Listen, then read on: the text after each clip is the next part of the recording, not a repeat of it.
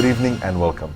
Fiji Rugby fans have cause for excitement. This is because Super Rugby is due to be expanded in 2022, with the Fijian Drua being granted conditional licenses. And this is our subject of discussion this evening. We've got two very special guests with us in studio this evening. That's first of all is FRU CEO, Mr. John O'Connor. Good evening, sir, and thank you for joining us. And our second guest is the chairman of the Fiji Rugby Board, Mr. Conway Beg. Good evening, sir, and thank you for joining us. Good evening. So let's talk about the negotiations that happened. Of course, we've all heard the announcements. Very exciting stuff. How long has the Fiji Rugby Union been having discussions with Super Rugby and the various stakeholders regarding the Fijian Drua? Yeah, I think first and foremost, as with all Fijians, we want to acknowledge the Almighty in everything rugby.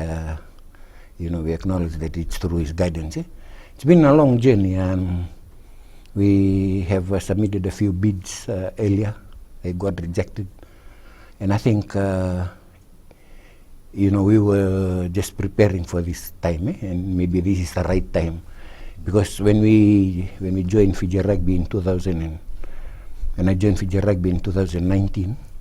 FRU had huge losses, had huge loans. We were not a member of the council, so we had to undertake reforms. And in the last 6 years, we've been able to have unqualified accounts audited. We have managed to have a seat in the council seat. We've continued to have a surplus, and maybe the timing is right. This is not our first time.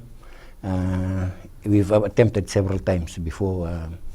All were rejected or declined, but I think this is the right time. And the discussions have been ongoing for quite some time, from last year. Then it led to an expression of interest. We've been invited to submit the expression of interest. We submitted it, and then New Zealand Rugby then acknowledged our submission. But I think the change from the first few bids we submitted bids, they evaluated the bids, and they said, you can't qualify on several grounds. It's either financially, or it's either they didn't believe that we would have a playing squad that would be competitive. But this time was a bit different. When we submitted our bid to New Zealand Rugby, then New Zealand Rugby appointed a consultant to work with us through each step of the way for us to meet their requirements. So there was a lot of genuinity in terms of the offer to bid, and we want to thank the chairman of New Zealand Rugby, the New Zealand Rugby Board, and likewise the management at New Zealand Rugby for giving us this opportunity. Gentlemen, when we spoke just before this, you said that this is a conditional license. Now, what does that mean for us? Yeah, I think there's two main issues that New Zealand Rugby have made a condition. One is finalizing our negotiations with private investors. We're happy to report that we have a few investors who are interested, tidying up and finalizing that negotiations, and then looking at the structure of the organization. Because it's a private, it'll be a separate company from Fiji Rugby. The board composition, the article of association, and all those. So in the next few months, we hope to tidy that up.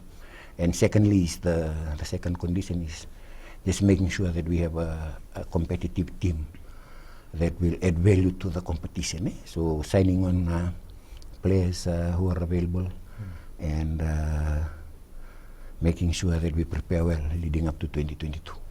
Mr. Beg, would you like? Oh no, John's covered it up all. He's. To be fair, they've been working on it for a long, long time. It's been long overdue, but we're very thankful for working with the teams at New Zealand Rugby and support from World Rugby as well. It's been very colossal around that, and so both teams have been really instrumental in driving it. So it's been a lot of hard work going back and forth. John and I can share, it's like playing a game of rugby, being in the rucks and out again.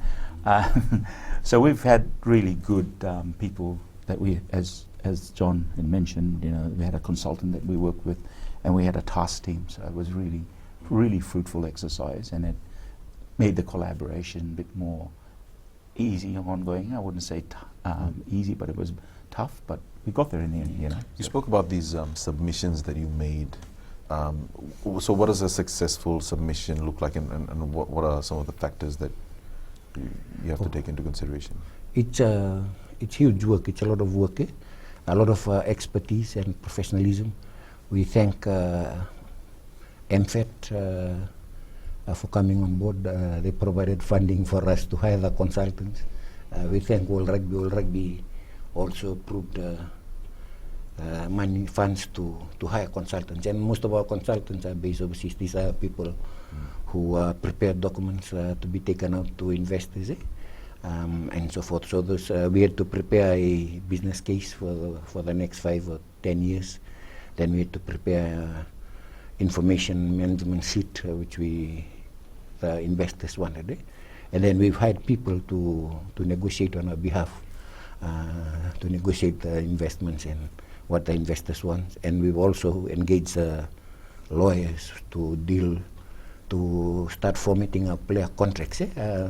Player contract will be a complicated issue because each player has an agent, and we have to go through them and the player association. So yeah, we're just thankful to the, during this challenging time, COVID-19, without the support from the New Zealand government, the Australian government, MFET and DFET World Cup, this would have not happened. We just want to reassure the public that in the process, we have not incurred any FRU Fiji Rugby Union funds. It's all been funds that have been provided to us with the support of New Zealand Rugby, their recommendations to get us over the line. So if you could talk to us about the challenges that are already in place when you're trying to make a submission, a successful submission, a bid, and then COVID hits you, and then everything else comes into play. As you mentioned, it's a logistical nightmare when you think about it, from where you're going to start off, and then not being able to travel, having all the restrictions in place. How much of a factor did that play in trying to secure this bid? Well, I think, John's covered quite a bit, but it made us more resilient, made us more up to the task and the challenge. So, one of the nicest things during the COVID, Fiji Rugby was very successful for playing its games during that period. So it brought that buzz of confidence. We were being watched, in the rugby space. Thankful to the broadcasters that people were watching us play the game during COVID. John will talk to you about the figures that during we were number 1 ranked in our getting to rugby programs and getting more people registered in rugby. So no, it was really good. It helped us through that, but we knew that there were challenges, but it didn't hold us back. As John said, we had a very good team of consultants. So we'll go to a break, and when we come back, we'll carry on the discussions. So stay with us for that.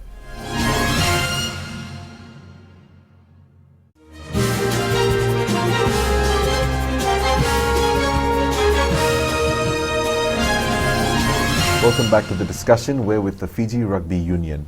Let's talk about the conditional license once again that's been granted to Fiji and Drua. Just for our viewers, for the benefit of our viewers, what's the difference between a conditional license and a full Super Rugby license? And what boxes are left to be ticked for a full Super Rugby license? Yeah, we talked about the challenges COVID brought. I think the good thing is we had a good team. Brian Thoba, now general manager, has got experience in this kind of things, and then we engage consultants around him. Conditional license means that there are certain requirements that we still need to fulfill. One is the tying down and finalizing all the financial diligence with our private investor, and the announcement of the coaches, the teams, and so forth. And I think they've given us until June to satisfy all those. They need everything in place for us to be able to prepare from October 2021, and the first game kicks off in February. Hopefully we'll have a home game, and maybe it's against the Crusaders, so just to no, it's been, as John said, The difference is we're working towards it because we've got to tick a few boxes, but they're not difficult boxes to tick, but mainly around sustainability and financials. So we're there. We're working as John said. The full license, once it's issued, is just as you said, it's there, and we've worked really hard with the licenses, haven't we, John?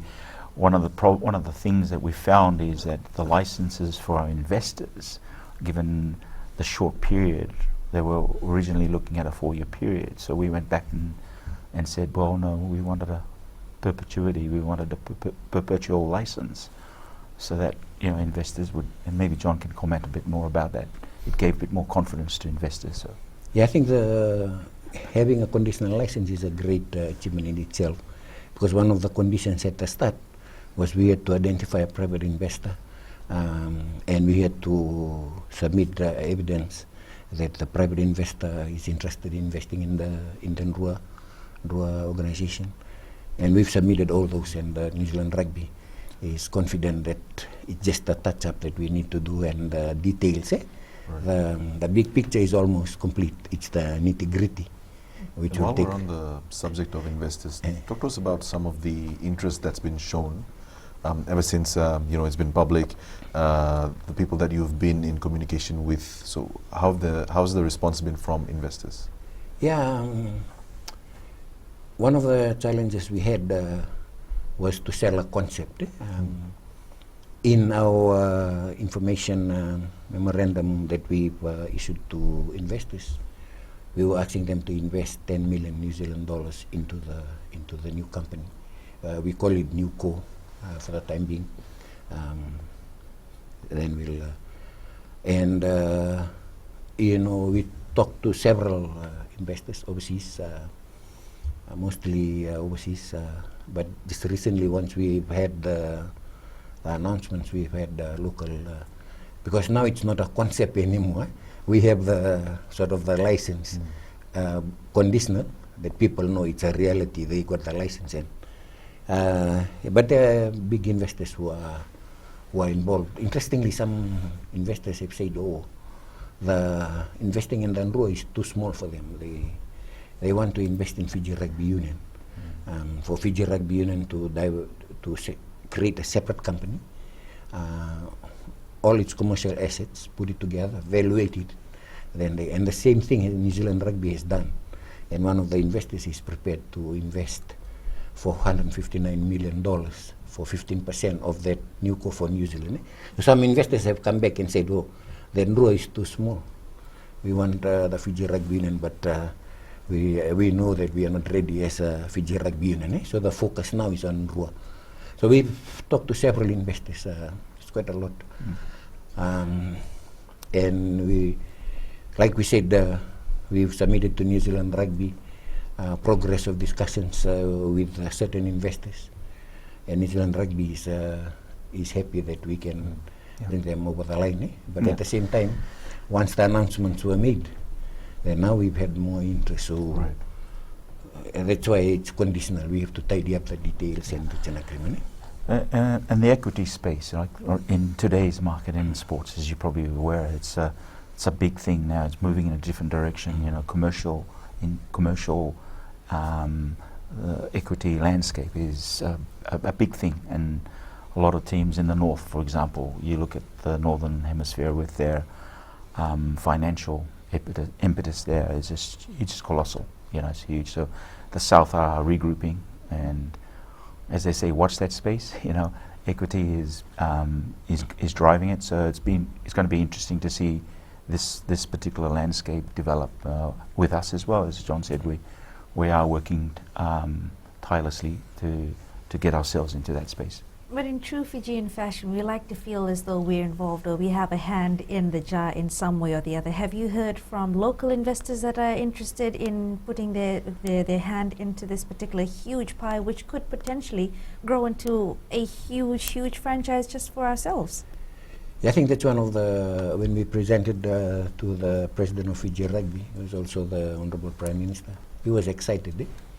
But his concern was, we'll have a Fijian Drua brand, 70% owned by someone overseas, go and talk to our local investors. We need some local investors in this organization, because the benefits will be for Fiji and for Fijians. And the more local investors we can get, then we're not sending returns abroad and so forth. But we're talking to some of the local investors, the big ones, who in the space.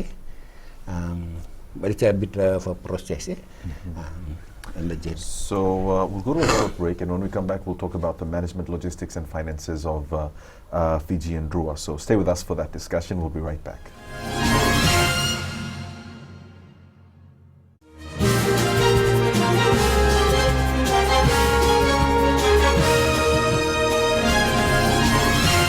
Welcome back to the show. We're discussing Super Rugby expansion with conditional licenses being granted to the Fiji and Drua in 2022.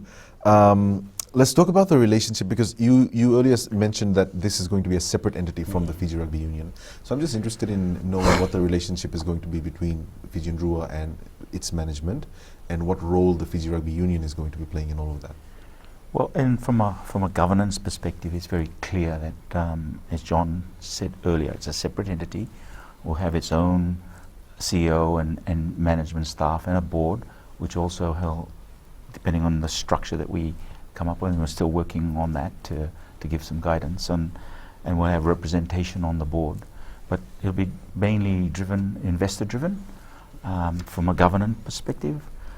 John can answer about maybe John will give you the bit more details around the holistic view of that. But from a governance perspective, it'll be a standalone. But we've got to remember, we have IPs. Our IPs are intellectual properties. Our players, management, coaches and staff will be handed across to the new company to develop. That's how it's run. And John will talk more about that. Yeah, I think the main focus for us in applying for the Drua was to create a pathway for players, so that they finish from school. Everybody knows that if you play well, you can get a contract and play Super Rugby and stay home. You don't have to go overseas. So that's the driver from Fiji Rugby Union. While it's a separate entity, the interesting and encouraging thing that most of the investors we've talked to, they don't want to have hands-on in terms of the operation.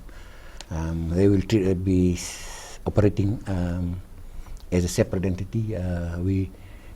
However, in terms of our discussions and agreement with them, we want to make sure that only players who are eligible to play for Fiji, Flying Fijians, are playing. Because if you give sole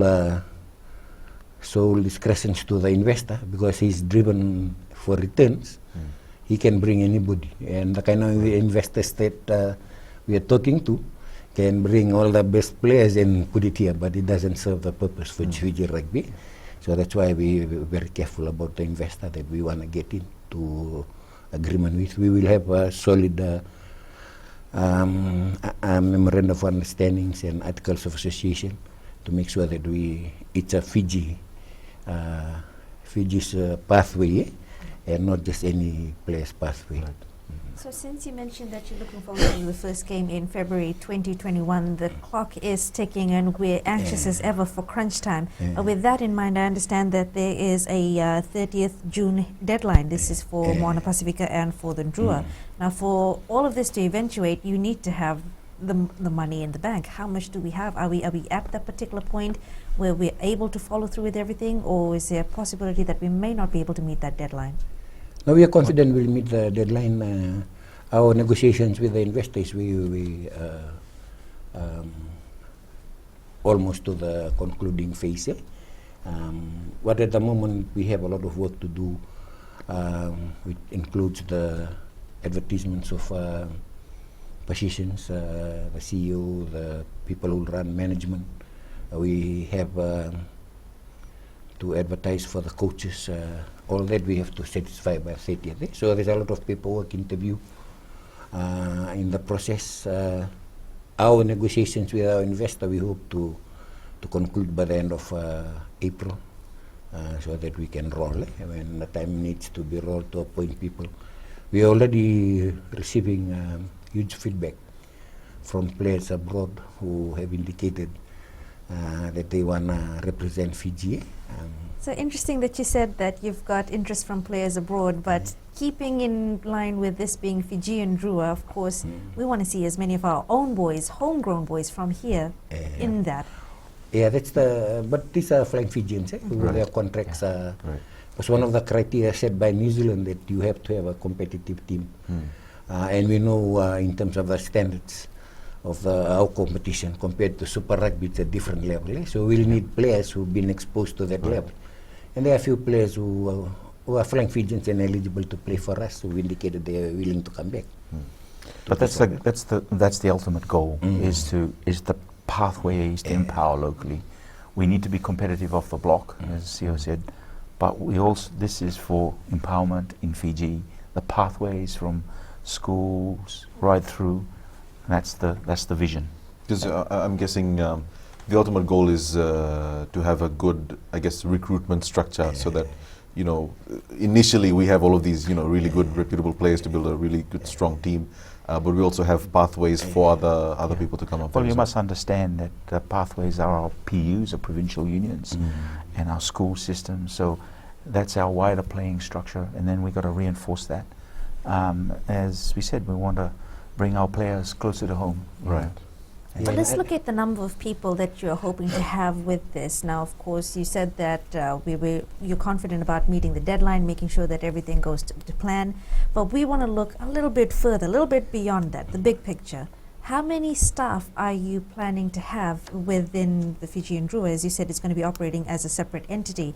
And how many coaches, how many players, how many staff? What's the whole number looking like? We hope the total staff to be engaged with Drua is about 65. 37 will be players, and the rest will be the coaching and technical staff and management.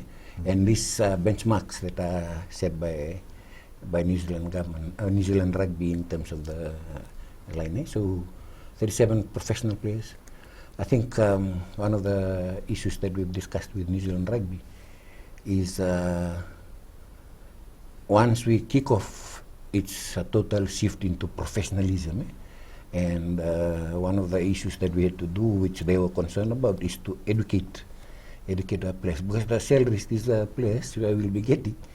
So, for example, the starting, we're looking at it, signing a player into the team who's done well in Fiji is about 50,000, and the salary range goes up to, if we have to get a marquee player, goes to about 500,000. New Zealand, one of the conditions is that we must offer competitive salary similar to the other the Super Rugby franchise. So it'll be a huge shift, and we will learn along the way. None of us has been through this system. but the player welfare is important, and they're on par with the other super club competitions. Players in Europe, as John said earlier, are willing to come back, although they may have a lower cut, but they're closer to home. They're making their money here and there, as opposed to being far away from it. So the balance is there. We will look at it over time as we grow and become good at this, and improve the systems in place. So we'll go to a break, and we'll talk a bit more about players' salaries when we come back after the break. So stay with us.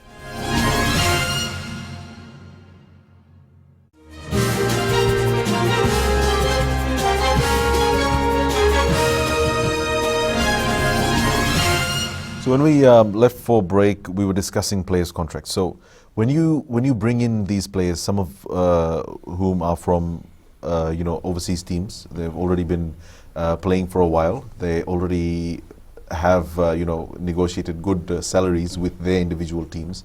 So I'm just interested in knowing how, or if there are plans to sort of match the salaries that they have, and whether you think you'll be able to compete in bringing those players back home.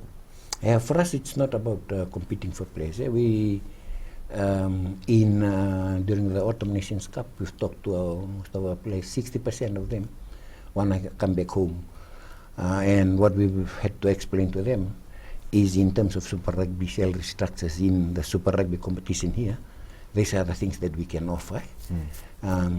You might be getting a higher, but this is so. For example, if you get a player who's playing in New Zealand, must be getting 200,000. New Zealand, we've told them, if you come to play for us, we can't pay you 200,000 New Zealand, but we can pay you 200,000 Fijian, equivalent in that sense.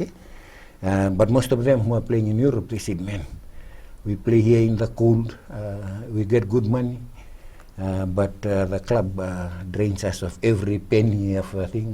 They don't worry about whether you're cold, whether you're sick, you have to be there and train. You'd rather come home, stay near the family, and get that equivalent, and enjoy the warm weather and so forth. So those are the kind of things we're talking to players, that we won't be able to match them in whatever they have now.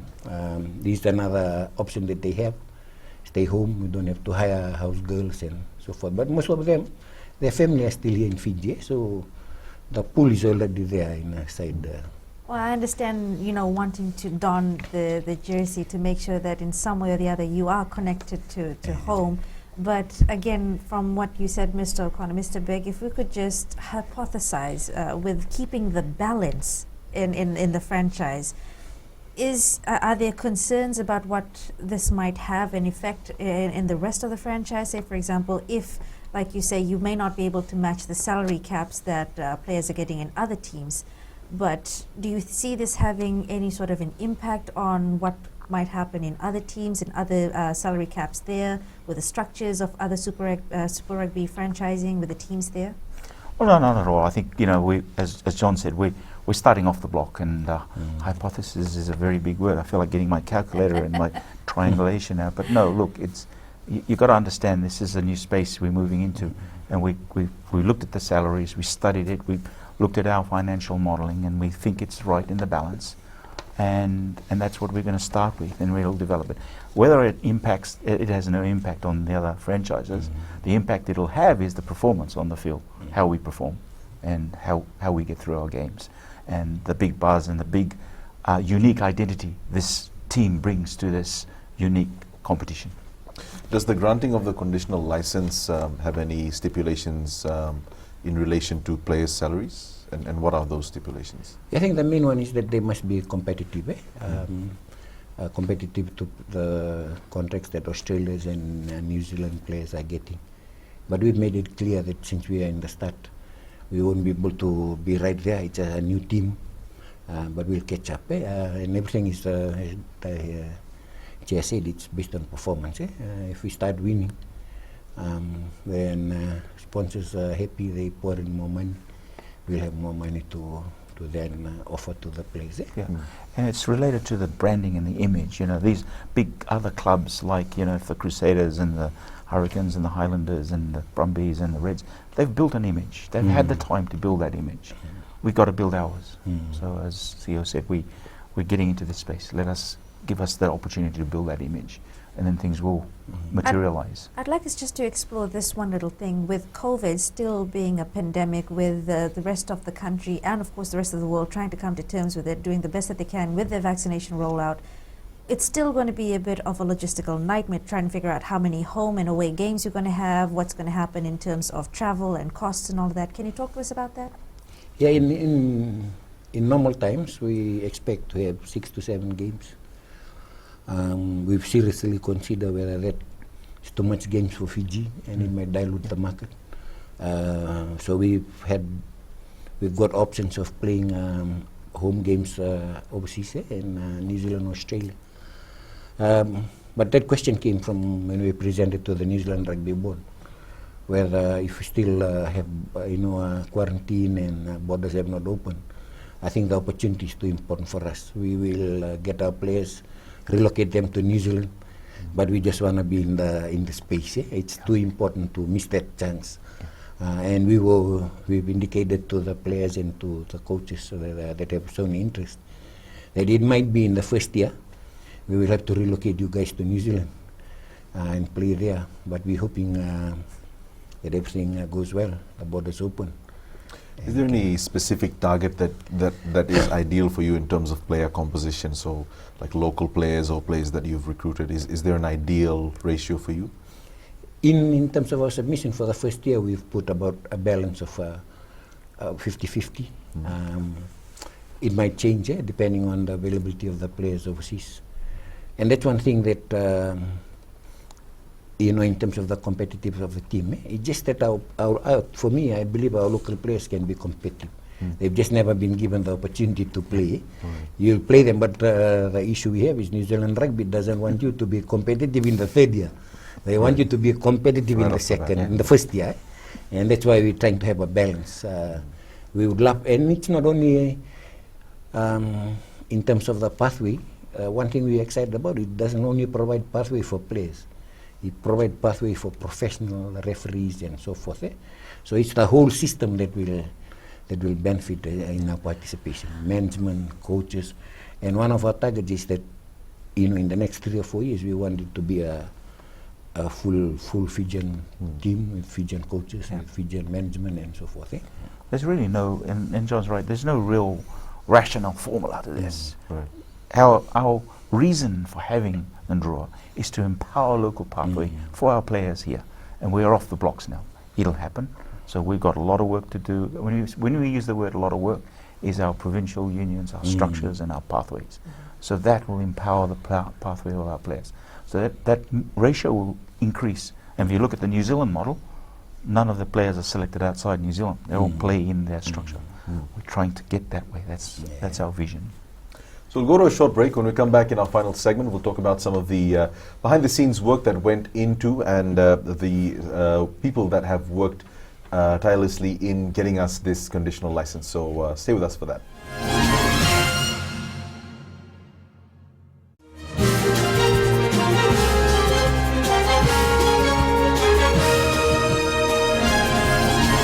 Welcome back to the show. In the lead up to the granting of this conditional license, we understand that there are some people that are they've worked tirelessly, members of your own team, members of the Fiji Rugby Union. Behind the scenes, they've worked to get us this far. So would you like to talk about some of those key players? Yeah, I mean, look, I'll kick it off. Led by Seo and Brian Thurban, who's our GM, and Simon Raiwalu, who's our high performance general manager, and these are the key players, and we've also had input from the local consultants.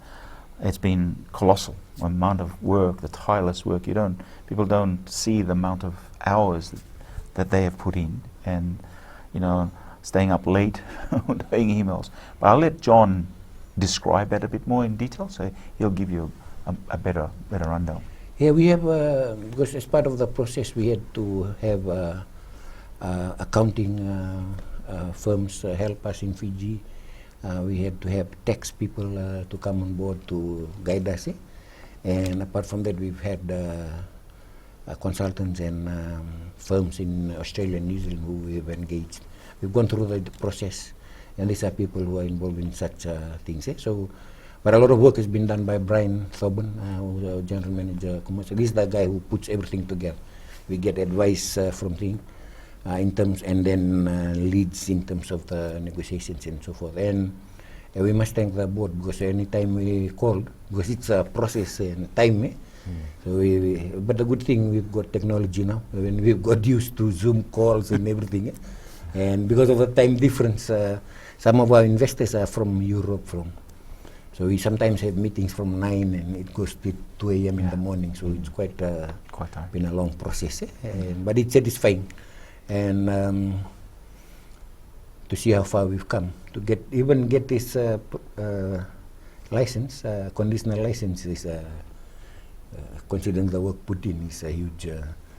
We're so happy to get this far. Yeah, and just to add a bit more to that is, in board level, we've cemented our relationships with New Zealand Rugby, Rugby Australia, World Rugby, and we've also been talking to South African Rugby, Rugby South Africa and Argentina as well. So we've kind of tried to establish that relationship. It's been good at my level with the chairmanship, and talking to them has been good. So we've almost like a tag team, we work well together like that. You mentioned very early on in the show that this is something that's been years coming for the Fiji Rugby Union, and there's been a lot of back and forth a few times. For many years applications have been rejected by the New Zealand Rugby Union. So was there ever a time when you wanted to just completely pull out, when you wanted to just give up?